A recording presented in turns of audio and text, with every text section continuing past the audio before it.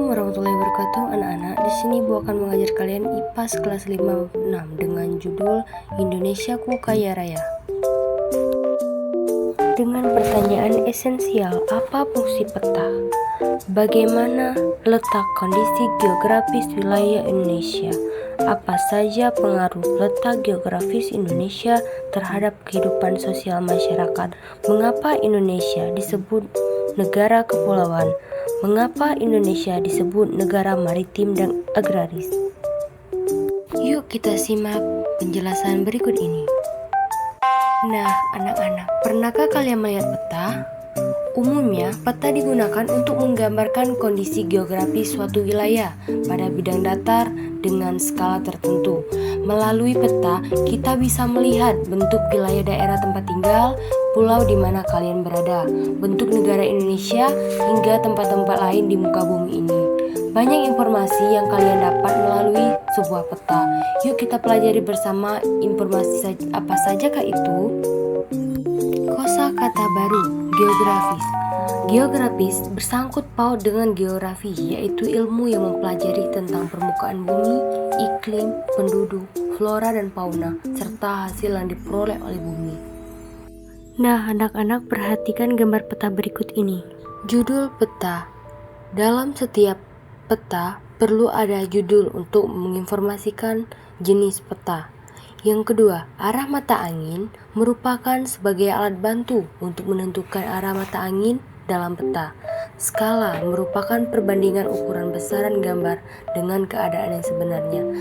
Peta di atas tertulis skala 1:425.000, artinya setiap tingkat dalam peta mewakili 425.000 cm atau 4,25 km pada kondisi aslinya.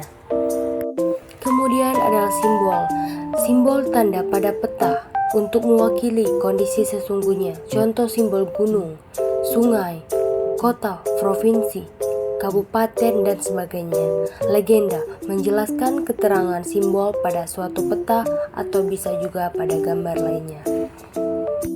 Kemudian ada peta sisipan, peta yang lebih detail yang disisipkan pada peta utama. Pada contoh peta di atas, disisipkan peta kota Mataram yang lebih jelas sebagai ibu kota Provinsi Nusa Tenggara Barat.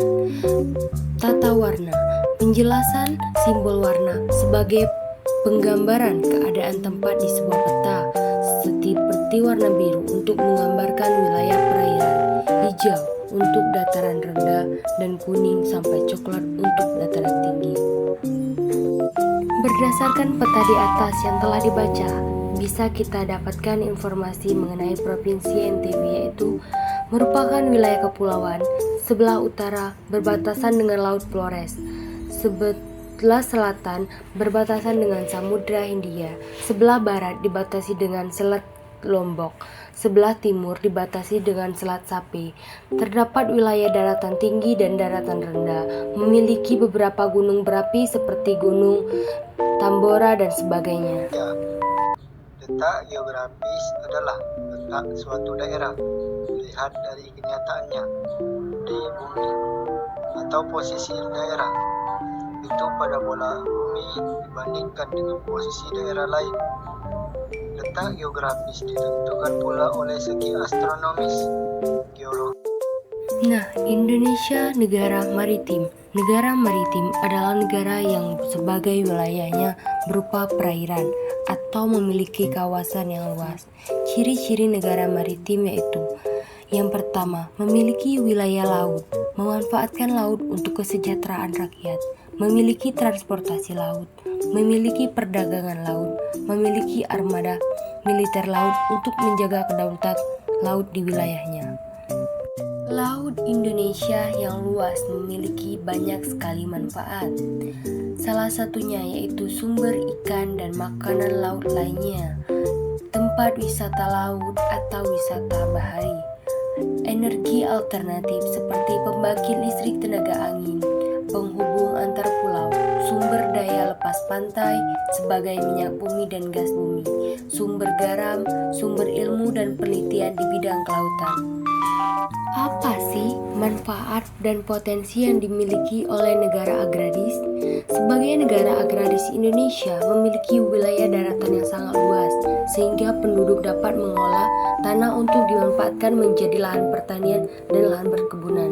Hasil cocok tanam dapat dijadikan untuk memenuhi kehidupan. Memiliki wilayah daratan yang luas sehingga bisa dimanfaatkan sebagai lahan pertanian. Memiliki sawah, ladang, dan kebun luas, masyarakatnya memenuhi kebutuhan hidupnya dengan kegiatan ekonomi yang dihasilkan pertanian.